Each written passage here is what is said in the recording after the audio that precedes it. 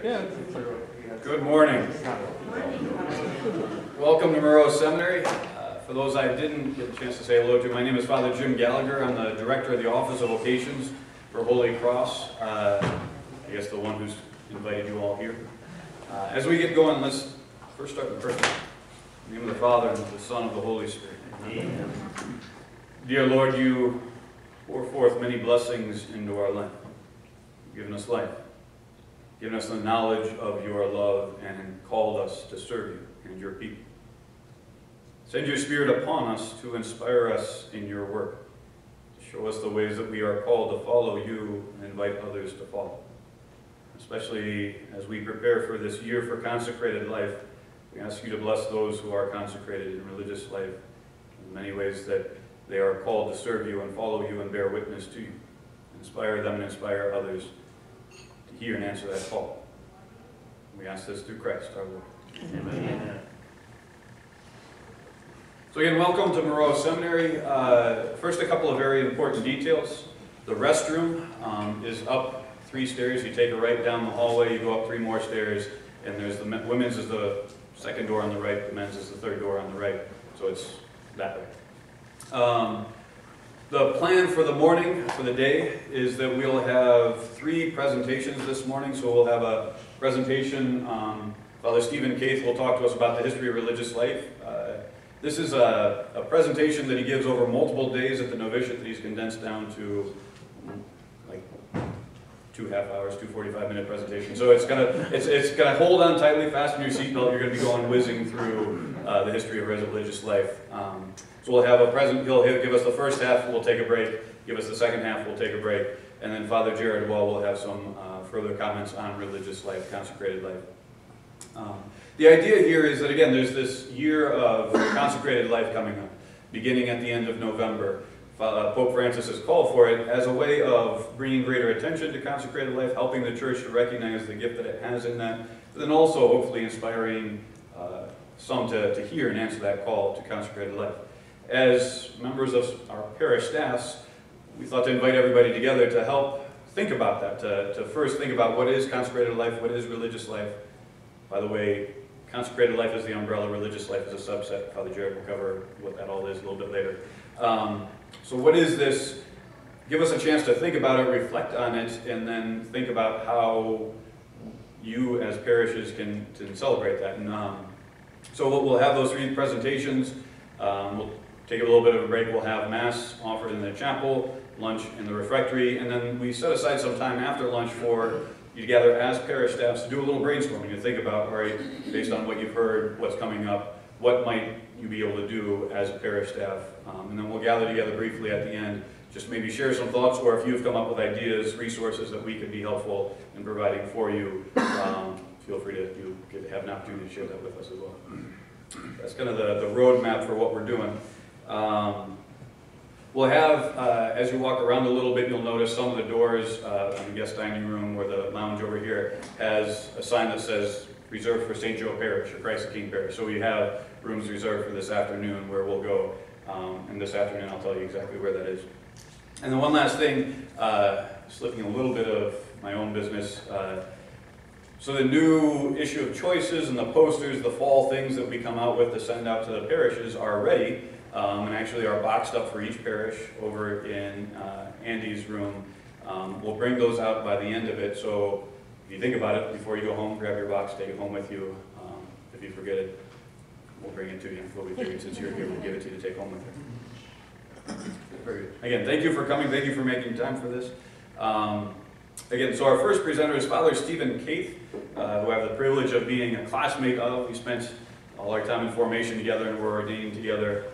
Currently, he serves first off at Holy Redeemer Parish in Portland, Oregon as the associate pastor. And then for the last several years, he's been in studies, first for a master's at CUA in DC, and now at Columbia getting his PhD in history. So he's been in New York City for a couple of years working on his PhD in history. And he's, again, refined this presentation and has condensed it down, and you get the high-speed version.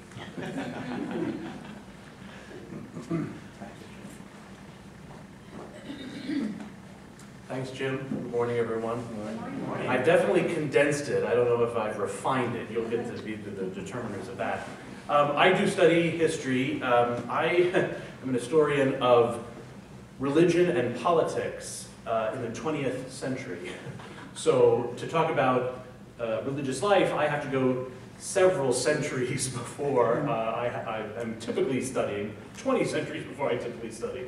I hope, however, that in putting these presentations together, I was able to use some of the tools that historians develop in their practice to think even about a time period and a topic that I don't necessarily spend most of my time looking at. I'd like to begin actually by talking a little bit about the things that I won't be talking about during the rest of my two portions of this morning. Because arguably the history of religious life is the history of the church, and the history of the Roman Catholic Church is easily the story of Europe, the history of Europe, culture and tradition. And then arguably the history of religious life and the history of the church is the history of the engagement of Europe with the rest of the world. Because of course, whenever explorers or missionaries traveled, they brought the church with them. So a discussion of the history of religious life could and should include not only information about theology and liturgy and pious traditions and the saints, of course, but it should also, if it is done over the course of a semester in a graduate level course or 2 semesters, it could also include, of course, references to art and the great ways in which religious have contributed to the tradition of Western art. It could include reference to architecture, to music, to medicine, to science, to technology, and to business. I'm not going to talk about it very much, but the first banks in the Western world were founded by monks of the military orders who were established to defend the pilgrims who went on pilgrimage to the Holy Land. So you put your money in the bank in Europe, in Spain or in France where you were leaving from. The roads were unsafe, so you didn't have the money with you there. Then you got to Jerusalem and you went to the other establishment that the religious order owned, and you had that slip from the bank. You said, I'd like to make a withdrawal, right? It's literally how banking in the Western part of the world had its beginnings. So we could go on and on about science and business. We could even talk about food and drink, right? Wouldn't that be fun? To talk about the ways in which religious life has contributed to all sorts of things that we enjoy every day. But of course, my time is very, very limited, so I'm not going to be talking about any of that. So what is it that we will do? Well, in 2 very short sessions, and at the risk of being Hegelian, I'm going to divide religious life, 2,000 years, into 6 periods or ages, right? And I'm following all sorts of predecessors in that model. It lacks certain things, that approach. It makes us focus maybe a little bit excessively on turning points, right? If we're going to get from one age to the next, well, why is it different? So we're going to focus on turning points. And those turning points are often moments of crisis. And I use that word broadly to say an opportunity, right? But of course, many times it actually did have the negative connotation with which we associate that word, right? Many times there was, in fact, a real problem, right? And the era and the change that occurred in religious life occurred because there was a crisis in that truly negative sense. So again, those are some of the pitfalls, but that's the approach that I've taken, precisely because I think, and here are the 6 ages, by the way. The Apostolic Age and the Age of the Desert, the Age of Monasticism, the Age of the Mendicant Orders. I've combined the Apostolic Orders and the Teaching Orders, which you could also, some other people split into 2 different ages, but we'll kind of talk about them quickly together. And then finally, what I have referred to as this present age that we're in. And I think maybe it's important to think about the fact that we see our lives as this, our professional lives as this 30 or 40 or 50 or God willing 60-year span, but we do recognize that that's just a drop in the bucket, right? When we're talking about the life of the church and the history of religious life. So I think that we are still in this, even if it's been 60 years since the council, we're still in this period of reform and renewal and change, and maybe it's not completely sure what exactly will happen to religious life over the course of the next 200 or 300 years, whereas most of the other ages I'm looking at are covering multiple hundreds of years, right? So I think that's important. Looking at these time frames I thought was helpful because it will help us think about how the church has understood religious life at different periods of time in history in these different ages. It helps us think about what the needs of the church and the world were that religious life was evolving to address, and therefore religious life was looking differently in different eras. What were the contributions of particular saints and particular founders of particular communities in that definition of religious life and in that service that religious life gave to the world? What were the daily lives of men and women who live religious life at different times structured like? How has that practically changed? And then finally, how can our understanding of religious life help in this process that is continually going on throughout the history of the church, but especially perhaps right now in this era of the church, of communal renewal, of development of religious life?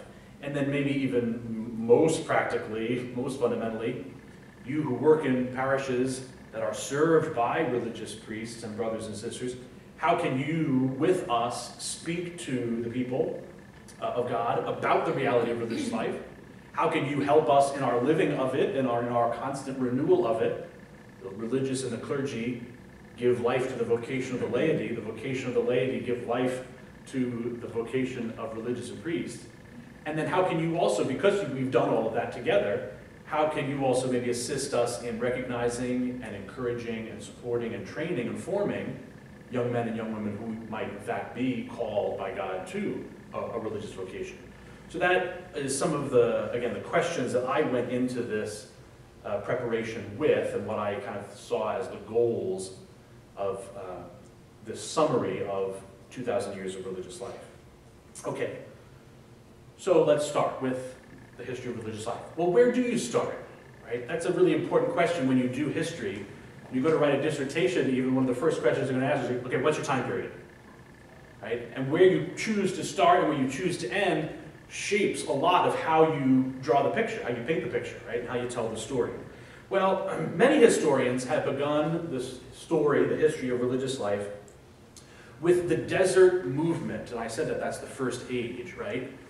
Men and women who went out into the desert to live an ascetic life. And we'll talk more about that in a second. But in particular, they focused on St. Athanasius's writing of a biography of St. Antony of the desert. They said, this is where we can look to the start of religious life. Right? I'm not going to read to you from that, but in the very beginnings of the story of how St. Antony came to live in the desert, he talks about how he felt this call, and he sold, his parents had died, he sold his property, he took his sister, and he left her in the care of a community of pious women. And then he went into the desert to begin to live as a hermit. But wait a minute, if St. Antony is the start of religious life, because he went out into the desert, who the heck are these women that he left his sister with, right? That makes the point that it's not enough to start in the desert. It's important. I think we got to go back further. So if St. Antony isn't where we should start with religious life, where is the point of starting? Religious life did not begin with St. Antony or St. Benedict or in the desert or in a monastery. Truly, the history of religious life begins and ends with Jesus Christ. It's in the poor and the chaste and obedient one, and in him alone, that we'll find the true essence of religious life, which, whatever form it's taken, particular shape it's taken throughout time, throughout different places, religious life has always been marked by the radical emulation of the life of Christ, especially by foregoing spouse and family, property and possessions, and submitting oneself entirely to the will of God.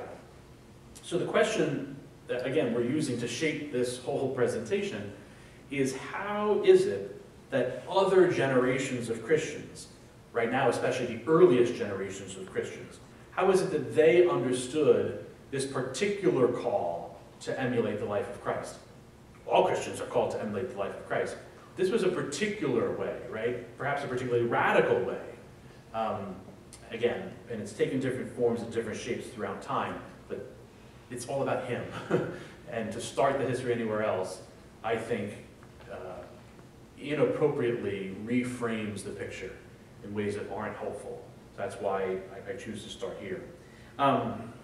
St. Luke tells us that the apostles shared all things in common, right? And they lived together in the early days after Jesus' death and resurrection. So right off the bat, we have this inkling, right, of communal life in religious life. Ever since that age of the apostles, Christian communities containing men and women who have renounced marriage and family, chosen to live in constant readiness for the coming of the kingdom, right? I think that that's a powerful theological theme that perhaps Father Jared will speak about more in his portion of the presentation, the theology of religious life. But that religious life is rooted in Christ, poor, chaste, and obedient, and oriented towards his kingdom, right? So it's eschatological. It looks towards the end of time and the fulfillment of that kingdom. These consecrated men and women, they were often virgins and widows in that earliest era of the church, and those orders continue to exist in the church's life. Those consecrated virgins and widows lived in the midst of the Christian community, which at the time was enduring a wave of persecutions, right? And we know the stories of the early church and the martyrs of the Church of Rome, right? And the way that the church was persecuted. They dedicated themselves to evangelical discipline, to prayer, and to the life of the Beatitudes, to the life of service to the community, serving especially at table, child care, etc. We see that in a certain sense, those patterns remain true even to today in schools and in nursing homes and in orphanages, etc. At some point, largely lost to history, these small communities of widows and virgins, these dedicated persons, began to share life more directly, living in community with one another and slightly separated from the rest of the broader community. That's how St. Anthony could find a group of pious women who lived together with whom he could leave his sister. It's still fair to say, though, that the earliest forms of organized, structured under a rule, given a leader, right? Those versions of religious life did in fact begin with Christian monasticism. It first appears in Egypt and in Palestine at the end of the 3rd century. By the 4th century, see how quickly we've come already a couple hundred years, just wait, we're going to keep flying. The desert of Nitria around the Nile was filled with these small pockets of Christian monastic communities, right?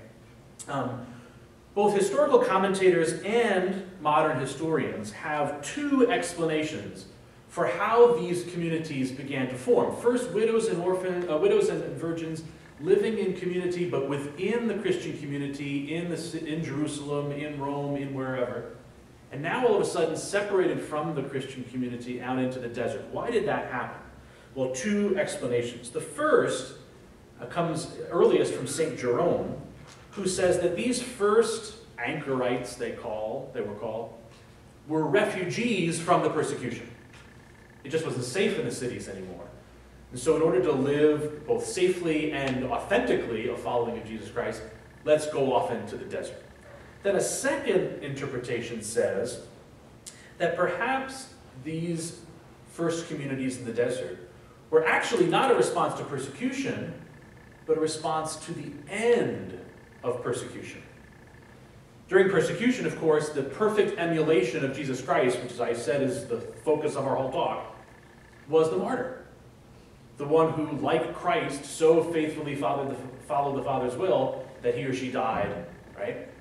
But when the persecution ends, the opportunity to perfectly emulate Jesus diminishes because people aren't being martyred as numerously, right? So the church has to rethink, how does one effectively and completely, totally emulate Jesus Christ. These desert communities perhaps pop up as a means of that. Maybe the feeling was that the Christian life had gotten soft a little bit by becoming so close to the emperor and becoming the official religion as opposed to the persecuted religion. Maybe it was a little bit too easy to be a Christian.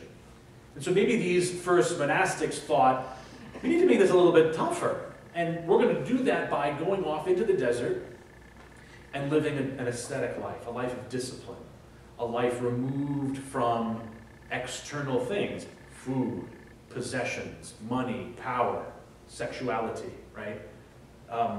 We're going to do this as an emulation of Christ who went into the desert for 40 days. We're going to do this as an emulation of John the Baptist, who was an ascetic in the desert in a certain sense. I didn't go into the background of religious life that I could have gone into about other religions in the East that had monastic and communal traditions, traditions of a hierarchy of an elite who were prayerful and ascetic. The Essenean community amongst the Jews, right? I didn't go into any of that. Those are there, right?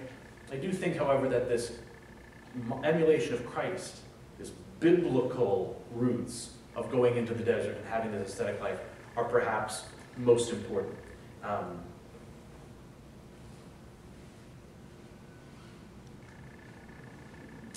During that 4th century, men and women were increasingly drawn to this new way of life in the desert. In Egypt in particular, kind of ground zero for the monastic movement. The monastery surrounding Alexandria, which was this crucial city for Christian scholarship at that particular time, produces not only Antony, but Origen and several other great great theologians and scholars. Antony attracts so many followers that by the time of his death in 356, there's several hundred monks living and hermits living by themselves in small communities around the desert. These hermits gathered in what was called a laura, L-A-U-R-A.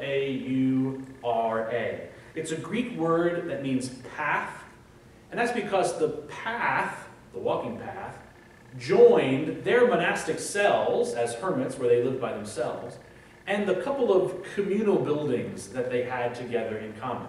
And you could probably guess what some of those communal buildings were: a chapel, a place to eat together, and a place to welcome guests. Kind of sounds like Moreau Seminary on a football weekend, right? It's still today a big part of religious life. These eremitical communities, as they were called, were underneath an abbot. And I said this is the first time, again, that religious life is organized. We had it before in different kind of protein forms, but now it's developing with that it has an abbot as its head.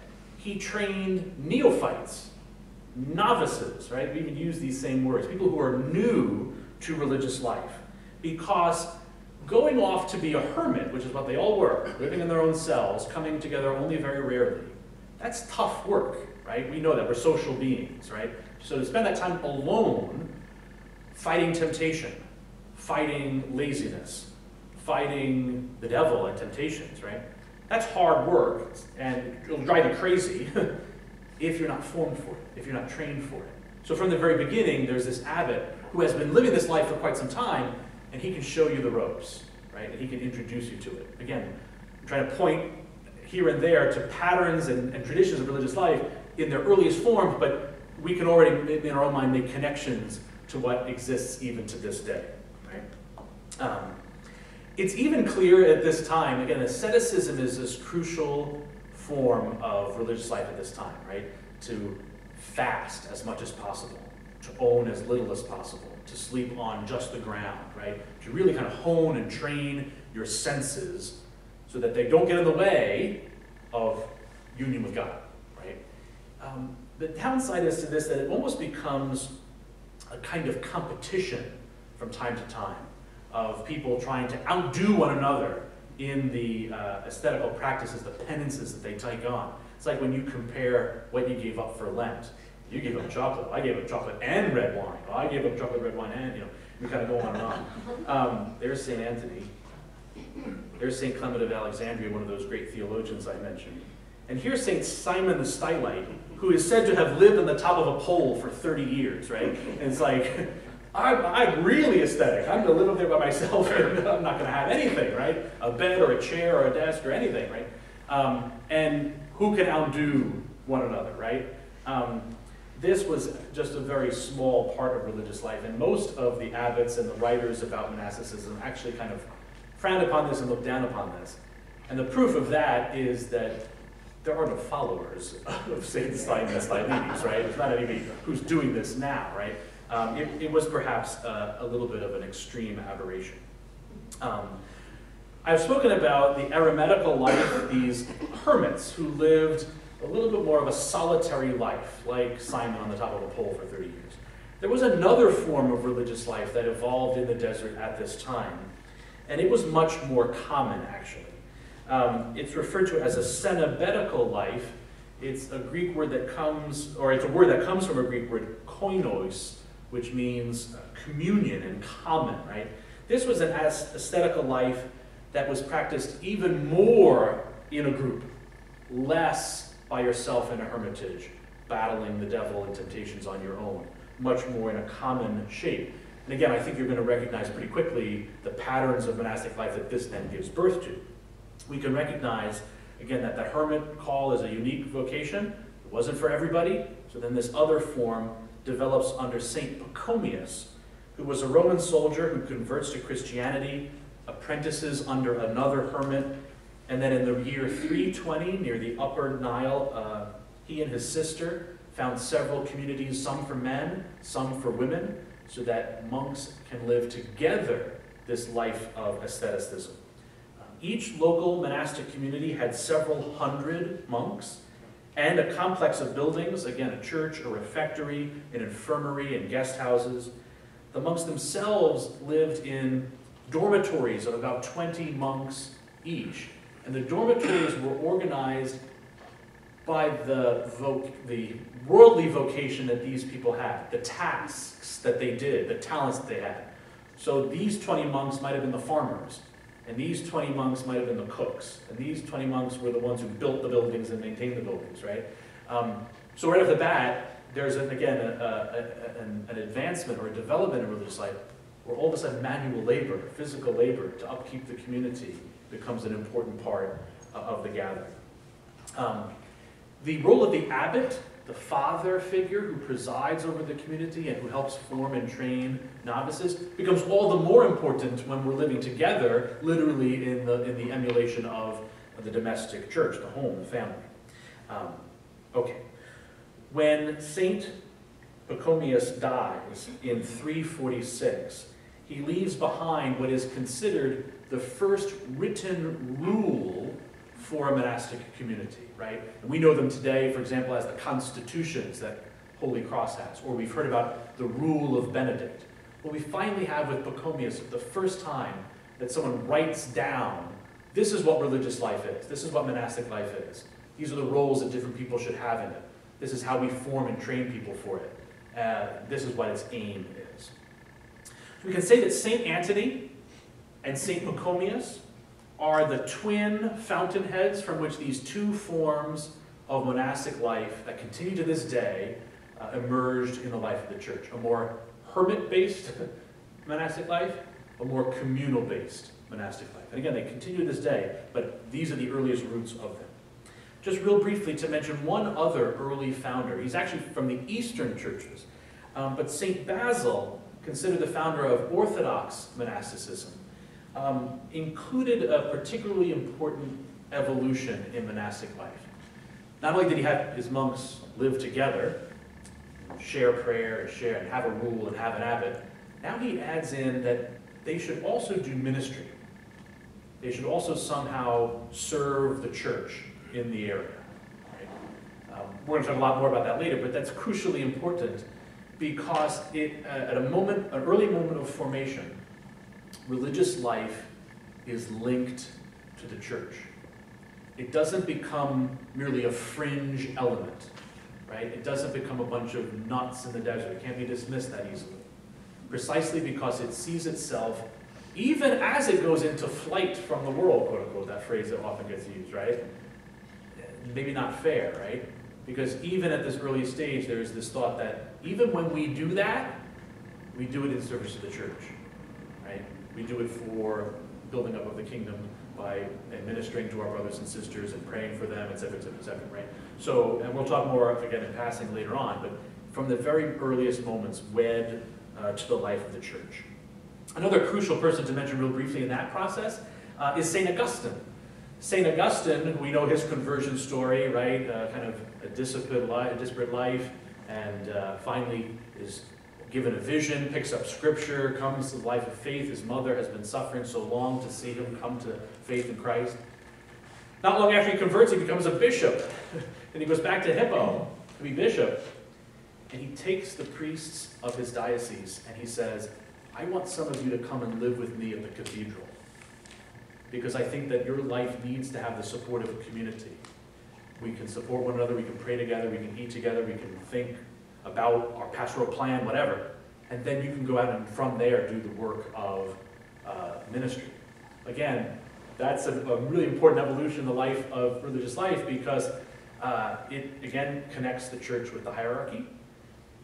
It makes that relationship intimate. It makes ministry a crucial part of religious life. And actually, it also makes monastic and religious life a source of recruiting men to become bishops, actually. And St. Augustine is one of those early examples. Everything that I've said so far about religious life, several hundred years worth of it, has taken place in the context of the Roman Empire.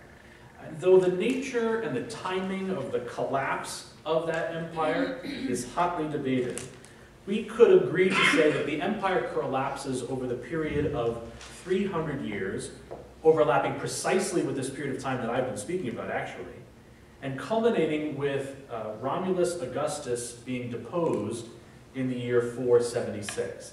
The empire crumbles, all of the institutions that had helped hold society together, from the maintenance of roads and the operating of a postal system and again, taxation and government, it's all deteriorating, collapsing, and ultimately virtually entirely gone. That's a moment of crisis, right? That's a moment of cultural change. That's a moment in which the church has to say, how is religious life speaking to the age and serving its needs, right? And it's precisely in that context that we can, in that context of upheaval and change, that we can speak about the next crucial figure in the evolution of religious life, and that would be St. Benedict. There's Koeth, sorry. Basil. We skipped him because I don't have time. St. Benedict of Nursia. We don't know a lot about Benedict, to be perfectly honest. He was born in 480. He studied in Rome. He was dissatisfied with the immorality that he saw with life in the city. He withdraws to Subiaco, a deserted spot in the Sabine Hills, for 3 years, living as a hermit. There he's given instructions in the monastic life and in the life of a hermit by a local monk named Romanus. But finally, again, thinking that maybe the life of a hermit wasn't for him, he migrates to Monte Cassino in 529.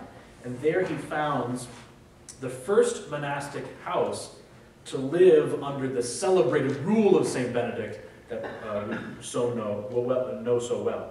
He dies at Monte Cassino in 550 AD, but his rule spreads and ultimately becomes the basis for almost all of religious life in Europe and the world in the next centuries. It's clear that Benedict's rule is not his own work. He didn't just sit down at a desk and start writing on a rule. He's actually taking pieces from Pachomius. He's taking from other scraps of kind of exhortatory letters that abbots wrote to their communities. He's taking all these different things, and he's putting them together. He's more like an editor than he is a novel writer, right? Something entirely new. At the same time, it's Benedict's rule that lasts, right? Why is it that we still know St. Benedict's rule for a monastery? Even if we don't know what it contains, we know it exists. But I bet none of you have ever heard of St. Pachomius' rule before this morning, right? So what is it about St. Benedict's rule that's so important? Well, it benefited from being short, actually. It benefited most from being practical in its orientation.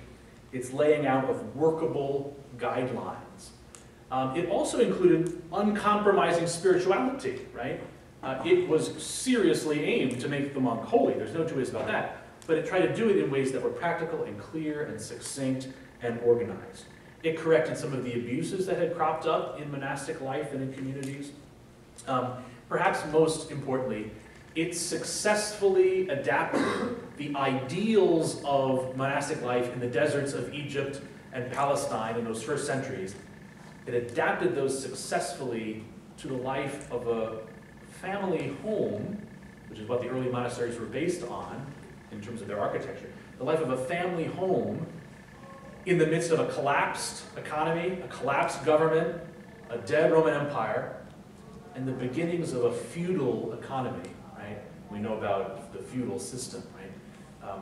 Benedict's system of rule of life, religious life, recognizes all these things perfectly and adapts the ideal of the desert to his current situation so well that everybody else recognizes it works so well. And all the other monasteries of Europe eventually take it up as the organization of their religious life. It's not imposed by the Pope in Rome. It's not imposed by local bishops. It's not imposed by an emperor yet. Later on it will be. But in this earliest era, monasteries start to adopt it because they just recognize its superiority just by reading it and starting to live it. Right? So that says an awful lot about the success of Benedict. Briefly, some of the things that were included in that rule. The life was completely cenobitical. What does this say? Completely lived in that common. Remember I said that that's what that word means. It was a spiritual family living under one roof with a father who was the abbot. As I mentioned briefly, the architecture of Monte Cassino actually takes the form of a family home, a Roman villa, with the courtyard, the cloister that we know so well and associate now with monks and nuns, right? Well, it actually came from a family home originally. And so much so is the family the model of religious life. Obedience to the abbot as a spiritual father becomes the most important virtue. And what the most important virtue in religious life is will change over time, depending again on what the vision of religious life is and what the need of the church is that the religious life is trying to respond to.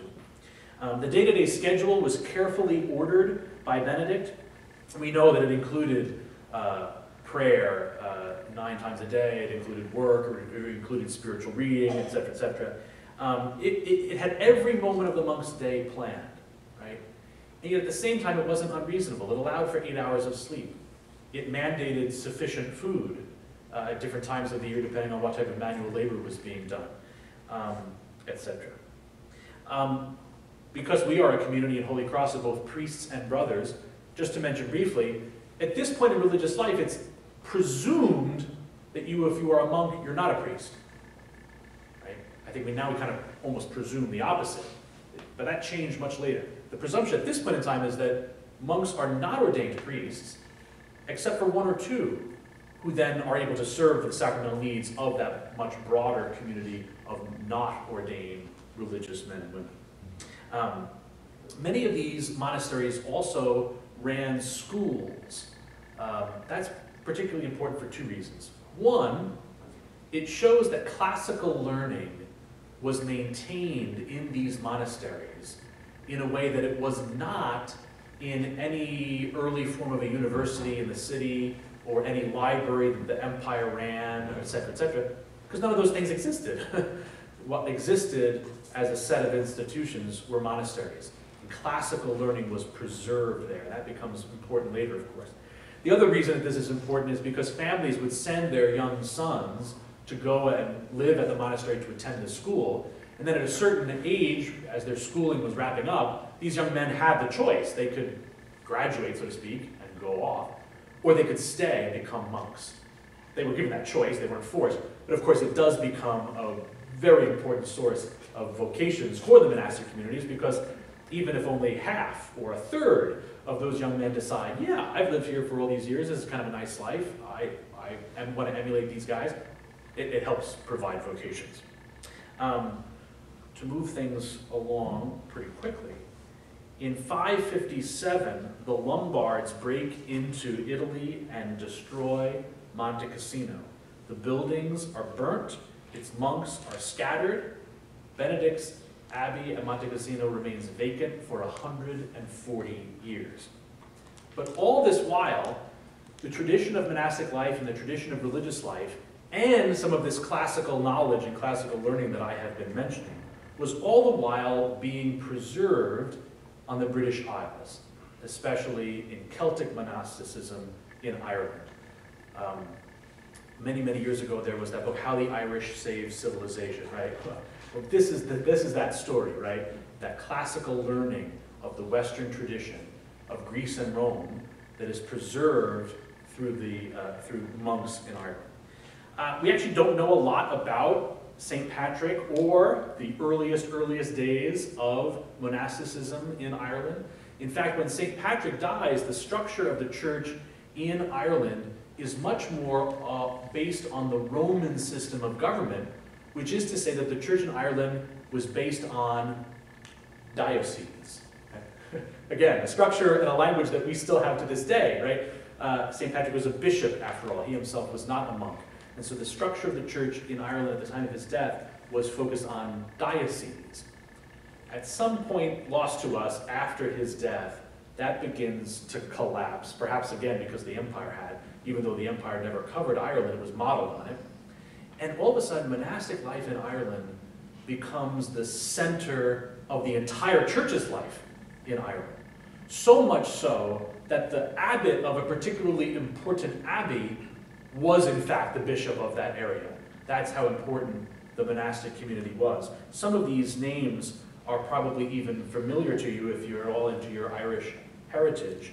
Abbeys at Clonmacnoise, at Clonfert, at Terraglass, and many other places.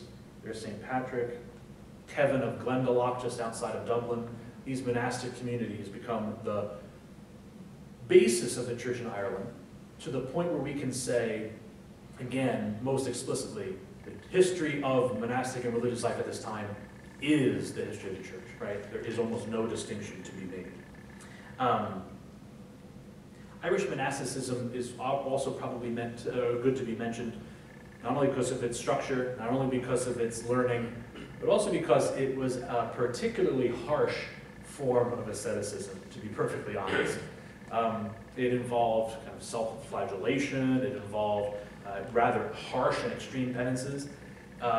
It maybe even has an element of St. Simon of Stylites because it involves these monks getting on a little dinghy in a boat and floating out to some rock off of the coast of Ireland and living there by themselves, right? To really, really live the extreme of the ascetical life. At the same time, perhaps the most important reason that we should mention Irish monastic life is that it produced St. Columbanus, otherwise known as St. Columban, or St. Columbkeel, if you're particularly into your Irish. He was the great apostolic monk and schoolmaster from the abbey at Bangor in County Down, who becomes a wanderer on the continent of Europe during the Middle Ages in 591, and his arrival in France, then Gaul, with 12 of his companions, to re-spread onto the European continent all of the treasures of monastic life and Western learning that had been preserved in the Irish monasteries. In fact, his arrival represented just the tip of the spear of an even greater missionary movement that occurs over the next several decades. For nearly, in fact, the next several hundred years, he is followed by monks from Ireland and England who re-Christianize Europe. Think about, I think I have some of these guys, Augustine of Canterbury, who's involved at this important time in England, and St. Boniface, who becomes apostle to the Germans, right? These are names that we know, these are people we know, maybe outlines of stories that we know, but that the crucial role of that religious life played in this missionary moment, I think maybe sometimes is lost to us. At the same time that Benedict's monastic rule and the wealth and traditions of monastic life that we've mentioned are being re-spread in Europe after having been lost, at the same time, there's also an internal decline in religious life that's occurring. Again, I realize I'm speaking in really broad terms, but religious life at this time, monastic life at this time, starts to change in such a way that the very detailed structure of the day that Benedict had laid out starts to devolve. And there are some monks who don't work at all, who just read or who just pray. The amount of time they spend praying increases, right? Now, I'm not against people spending more time praying, and one of the great products of this particular era in the life of the church is Gregorian chant, right? Is the tradition of music that develops with the more elaborate praying of the Liturgy of the Hours that these monks are doing. At the same time, the downside to that is that maybe they began to get trapped in the trappings, the externals of that monastic prayer, and the intricacy of that music, and the intricacy of that liturgy. And maybe some of that time for personal prayer and private prayer, Lectio Divina, the holy reading of Scripture that St. Benedict asked his monks to do, that maybe starts to get lost a little bit. So even from within, maybe now there is a crisis of religious life, not just from a collapse from the outside.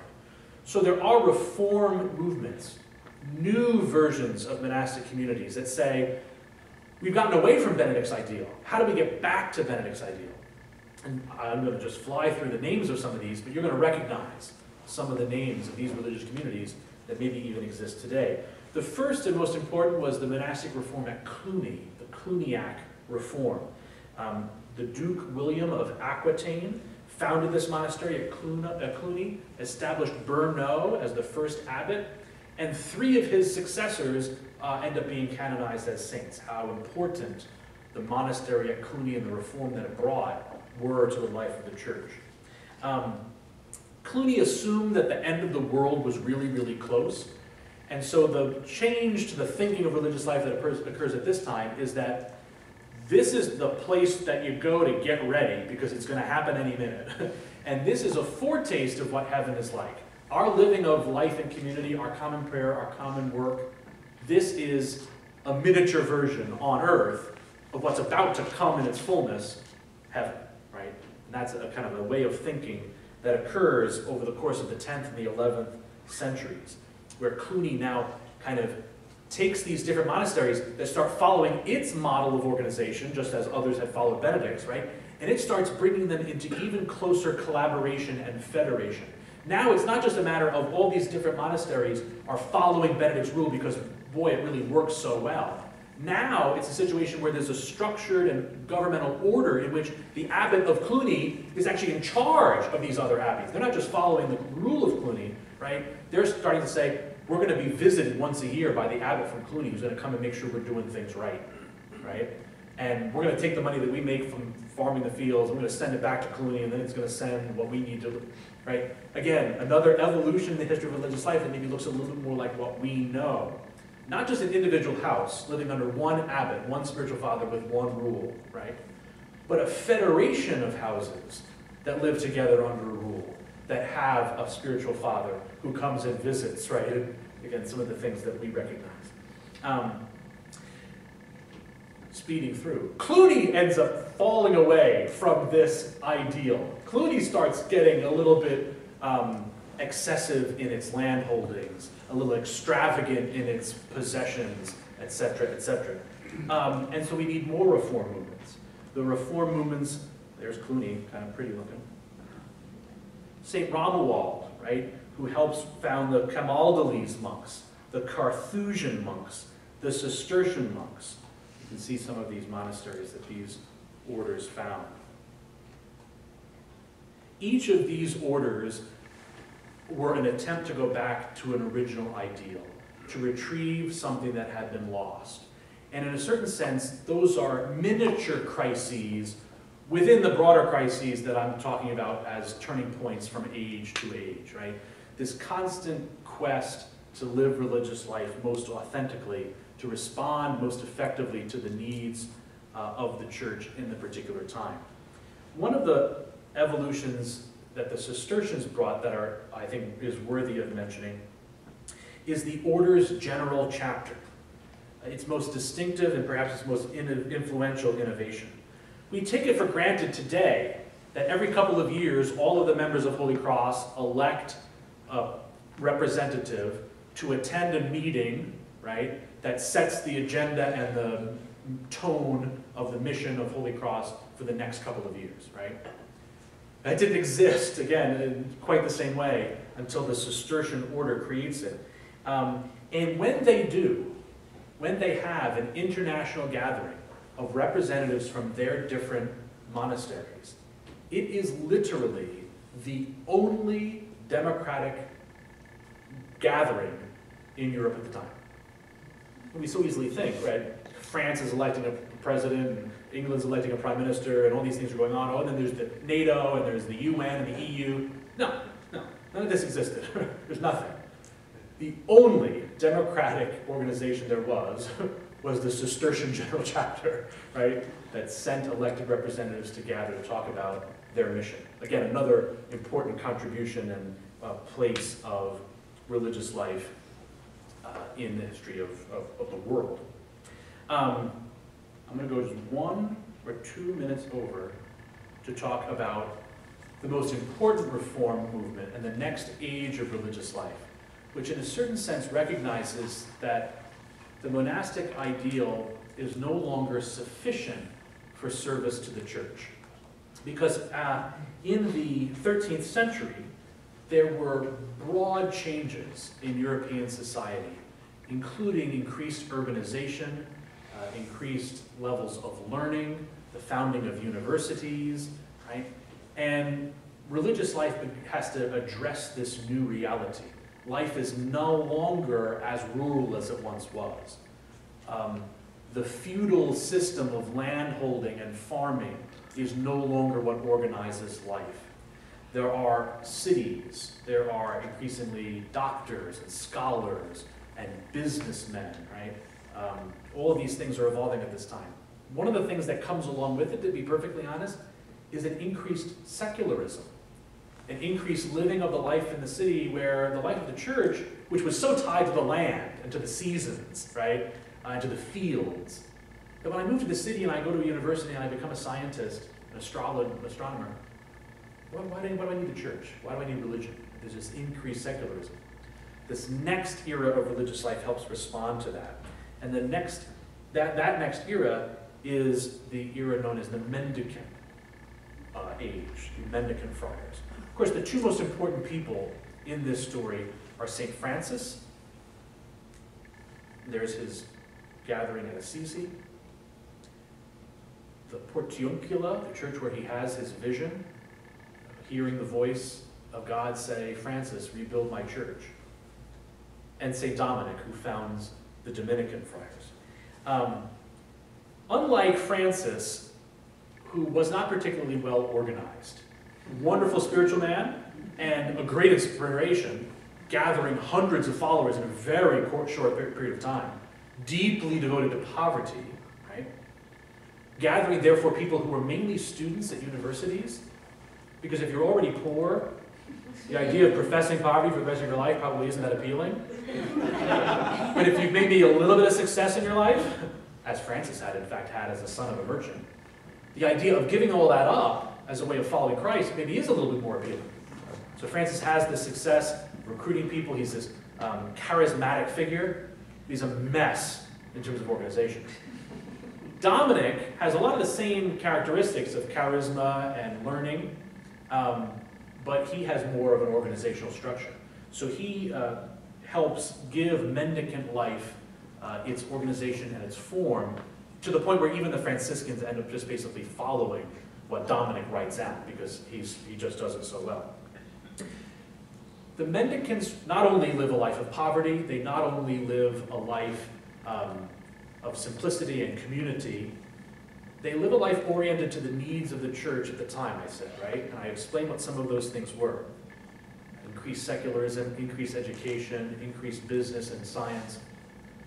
In order to preach, in order to hear confessions in that world, right, the mendicants recognized the need to be well educated.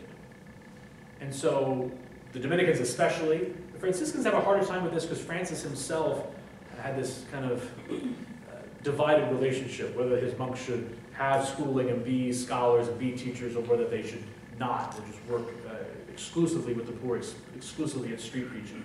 But especially the Dominicans, and really in the end both of these orders, immerse themselves in the life of the university. St. Dominic organizing his religious life as a school, right, in a certain sense, right? To train his monks, living in community, living in prayer, but going on in mission, preaching and hearing confessions and teaching in the universities. Therefore, they've got to have great education themselves. Unfortunately, even that ideal starts to fade over time. As wonderful as the draw to mendicant life was, the getting rid of all the trappings of monastic life that had gotten to be too much, the opulence of Cluny, it's successful for quite some time, but in the end, even mendicant life, even Franciscanism and Dominicanism begins to fail.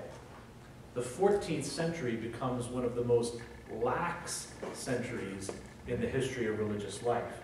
And then, of course, the Black Death kills 1 out of every 3 Europeans.